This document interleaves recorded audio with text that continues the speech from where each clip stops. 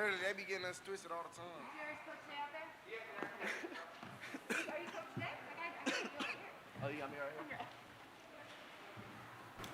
Thank you. Oh, shit. Damn. All together. We'll get 10 minutes hot shower.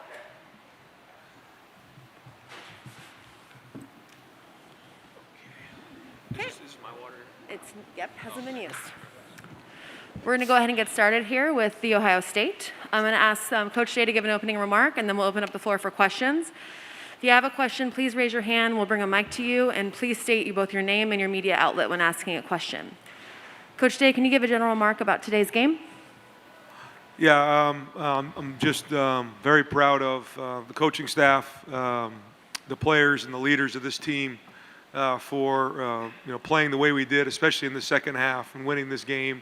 We were shorthanded, and there were some guys who weren't here today, and for us to respond the way we did at halftime and then come out and play in the second half says a lot about the character of this team to win this game. That Utah team is a very, very good team. They're well coached, very good players, tremendous amount of respect for them. They played their tails off tonight in an unbelievable game, but couldn't be proud of our guys. For our seniors, some of the guys who played in this game, I can't say enough about what they've left for a legacy behind, especially winning this game the way we did. And then for our younger guys, a couple of them sitting right here, the momentum now that we have moving forward is tremendous.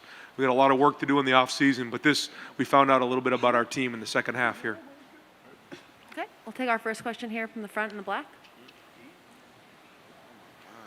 Ryan, I know you said, Rob Aller, Columbus Dispatch, I know you said that you were telling Jackson don't try to do too much, but he didn't listen.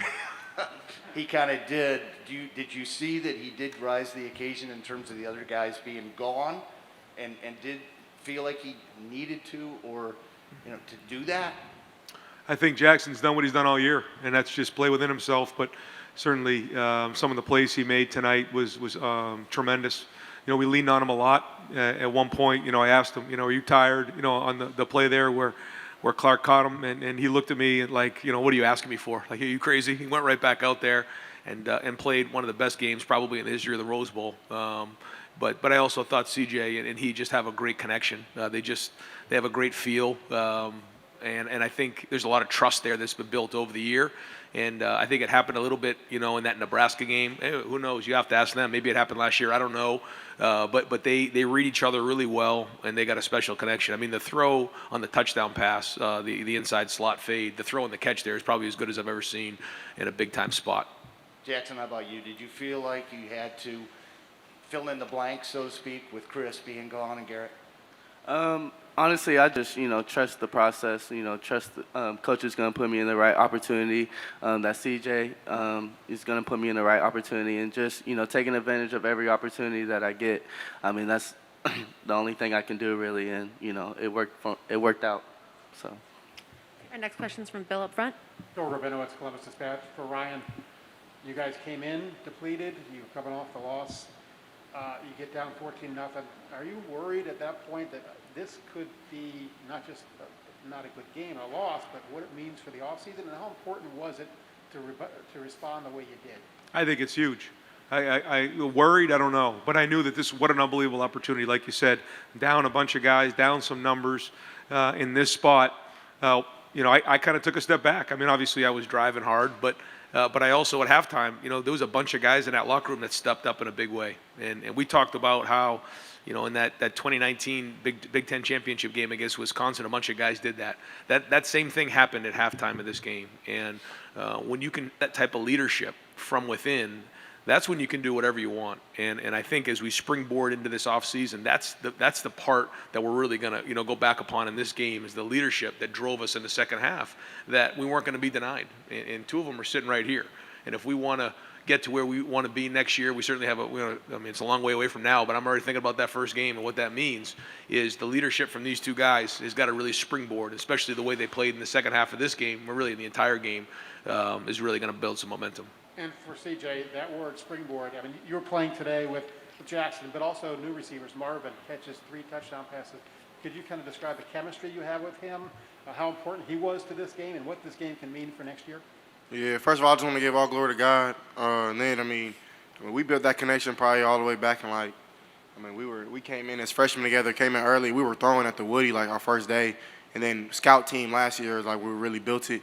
But this doesn't surprise me at all. Like when I heard the numbers, I didn't really notice because he does this all the time. So I'm just blessed to be around guys like this. Me or him doesn't have a good game without our linemen. So our O-line played their butts off. I don't think I got sacked once. Our running backs ran the ball well. Our tight ends played very well. And then the young guys, Marvin and Julian, play really well as well. So when you put all those things together, I feel like we can just keep going. And your connection with Marvin, the 3 touchdown passes. First of all, 4th and 1, you go for the pass to him.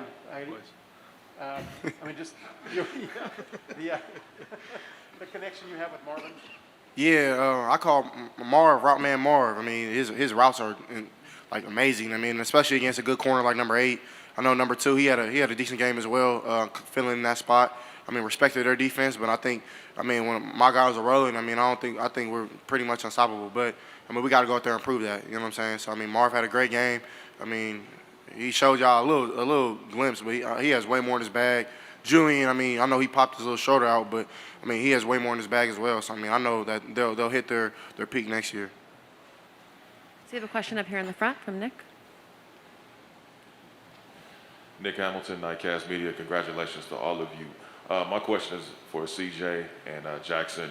Just what did you guys learn throughout your season that prepared you for that second half for you guys to gut it out and be able to get that win? What are some of the intangibles that you guys learned along the way?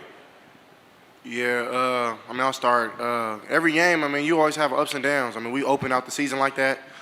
Took a hard loss in that second game, and then these are all learning experiences. And then we lose again, and we have a tough game with Nebraska. These are all learning experience. I think when you're young, this is our first year starting. So when you have games like that under your belt, you know how to kind of finish those games off in a sense. You know not to panic, how to stay calm, and I think that's what we did. So I'm really proud of my guys for staying calm and not really panicking, not pointing fingers or anything like that. We all kind of stay even keeled and make sure that we was gonna win this game.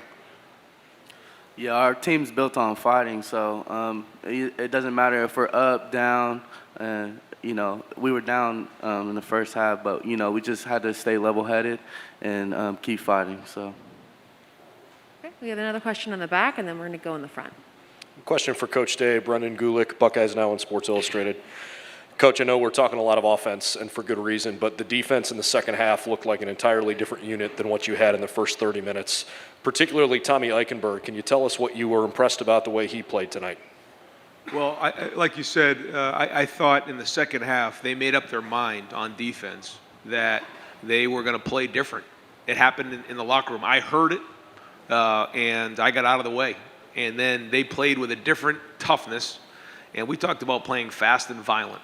And I thought they played that way in the second half. And when you make up your mind you're going to do something like that, then you can impose your will. And I felt like that's what happened. But it's a team game, and you have to believe the guy next to you is going to do their job. If you do your job and you count on 11 guys to do it, I think we did that in the second half. I thought Tommy played really well. He had a chip on his shoulder.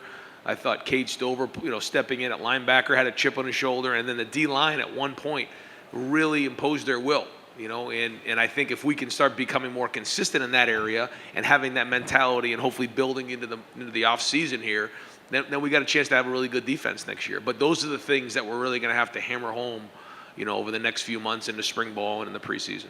Question for Jackson and for CJ. Guys, maybe not even just you personally, but as a team, how difficult is it to keep your focus for several weeks when you didn't play a game for over a month, and there's all this hype and all this anticipation about a game that for a while probably seems a long way off, and then once it gets here and you've got all the pomp and circumstance around the game, is it difficult to prep for a game like this and to stay focused, let alone perform like you did?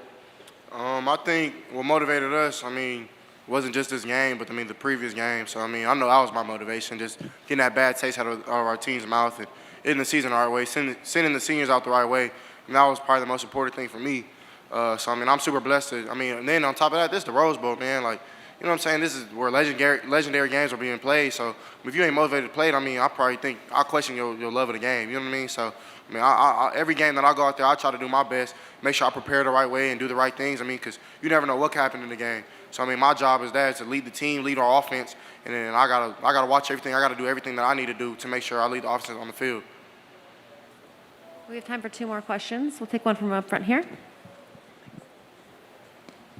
Ryan, I know your mantra is be tough and be aggressive. I don't know what your rushing numbers were, but is this a game where it didn't go the way maybe you thought it would, but it went the way it had to go? In other words, the attacking pound it wasn't there, but the passing game sure was. Yeah, I thought, early on, we really wanted to mix it up. And so I guess, we had just over, 100 and something yards rushing. And then we went down a couple scores. We hit on some big passes. Like, I think there was 3 series in a row where we had like 2 or 3 plays that just kind of kept going. And then we just got into a rhythm throwing the ball. I thought we did have a good mix of run and pass. Some of the stuff that will show up on the stat sheet as passes are run pass options, whether they're bubbles or throws down the field, and I thought CJ did an excellent job of executing in those spots. So we were a little pass heavy here, but I did think that we played with more physicality up front. I thought that the offensive line handled their front very well. They have a good front. I thought we blocked and ran a little harder than maybe in the last couple games, and so that was a big emphasis coming in. But we're always looking for a great balance. And you've touched on this, the halftime. Who said what? What was said that got things going here? I'll kind of leave that for the locker room. There was some things that I probably can't repeat, and that's okay. That's the way football goes. But that's the toughness and that's the edge that we have to play this game with all the time. It's a physical game that has to be played fast and violent, and proud of our guys for playing that way in the second half. Our last question will be from up front here. And Jackson, I believe that you had the most receiving yards of anybody ever in a bowl game. What does that mean to you? What does it mean? Yeah. I mean, it's just a blessing. I got to give all thanks to God. Without him, nothing's possible.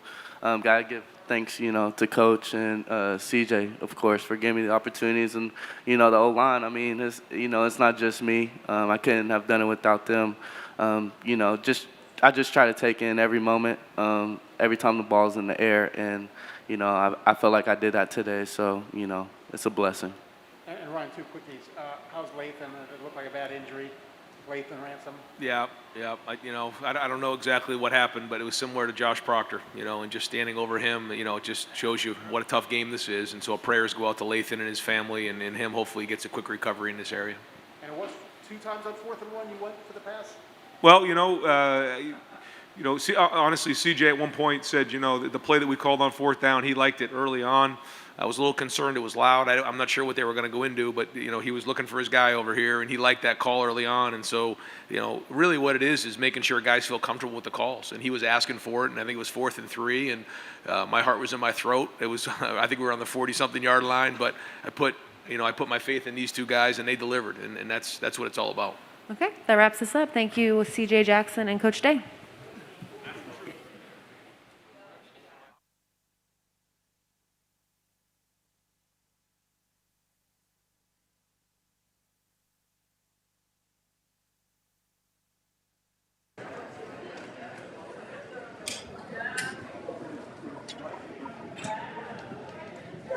Hey, it's Kevin Noon here. Let me turn this down. We've just finished with this press conference. We're going to shut it down for a little bit. We're still getting sound post-game. And then we will have a show with Tom, Tony, and myself talking about this big game. I'll get a new link set up for that here shortly. So thanks for watching. We'll talk to you here very soon.